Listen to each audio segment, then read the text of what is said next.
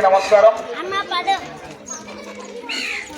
వేదికలను అలంకరించిన గౌరవ PD madam గారికి మరియు అధికారులకు అందరికీ, ఇక్కడ ఉన్నటువంటి సూపర్వైజర్ మేడం గారికి మరియు ఈ కార్యక్రమాన్ని విజయవంతం చేయడానికి స్కూల్ ఆవరణాన్ని అప్పగించినటువంటి ప్రధాన ఉపాధ్యాయులు మరియు ఉపాధ్యాయ బృందానికి, ఇక్కడికి వచ్చినటువంటి గ్రామాల నుంచి వచ్చినటువంటి సోదర సోదరీమణులకు, విద్యార్థులకు అందరికీ నా హృదయపూర్వక నమస్కారం తెలియజేస్తున్నాం.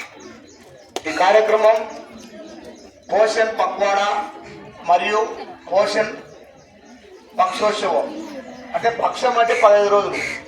ఈ పండగ కార్యక్రమంగా మన ప్రభుత్వము ఈ నెల ఏప్రిల్ 9 నుంచి 23వ తేదీ వరకు, ఈరోజు లాస్ట్ రోజు, 15 రోజులలో ఇది లాస్ట్ రోజు.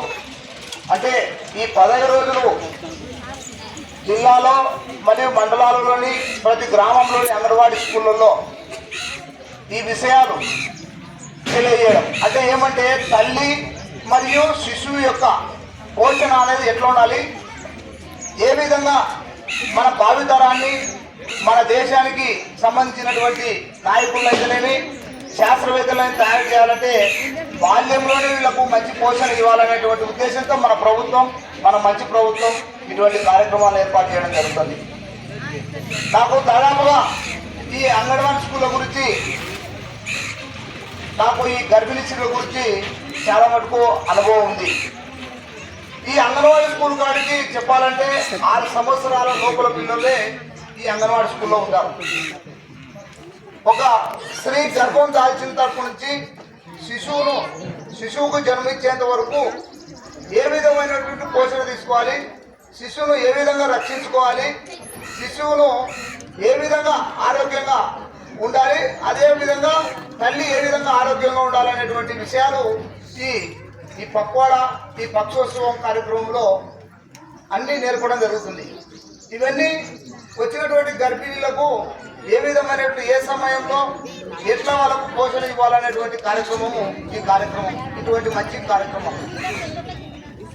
గర్భిణీ స్త్రీ ఏ విధమైనటువంటి ఆహారం తీసుకోవాలి, ఎటువంటి మేలుకలు తీసుకోవాలనేటువంటిది ఎప్పుడు నవజాత శిశువు నుంచి తల్లి గర్భంలో 3 సంవత్సరాల వరకు శిశువు ఏ విధంగా పెరుగుతుంది, తర్వాత అంటే శిశువు సంవత్సరం లోపలి 9 నెలలకు బయటకు వచ్చిన తర్వాత, శిశువు జన్మించిన తర్వాత 3 సంవత్సరాల వరకు ఎట్లా పోషించాలనేటువంటిది జరుగుతూ, బడికి పోయే కన్నా ముందు, స్కూల్లో చేరే కంటే ముందు ఆటలతో పాటలతో వాళ్ళ శారీరకంగా మానసికంగా డెవలప్ చేయడానికి ఈ అంగన్వాడీ స్కూళ్ళు ఉపయోగపడతాయని మీకు తెలియజేస్తాను. అంగన్వాడీ స్కూళ్ళలో పిల్లలకు అంటే స్కూల్కు పోయడానికి భాష అనేది నేర్పడం, ఈ 6 సంవత్సరాల లోపల స్కూల్ చేరే ముందర శారీరకంగా మానసికంగా ఆటలతో పాటలతో ఏ విధంగా ఉండాలి, పిల్లలకు ఎట్లా మంచి ఆహారం చేయాలనేటువంటిది తెలియజేస్తాను.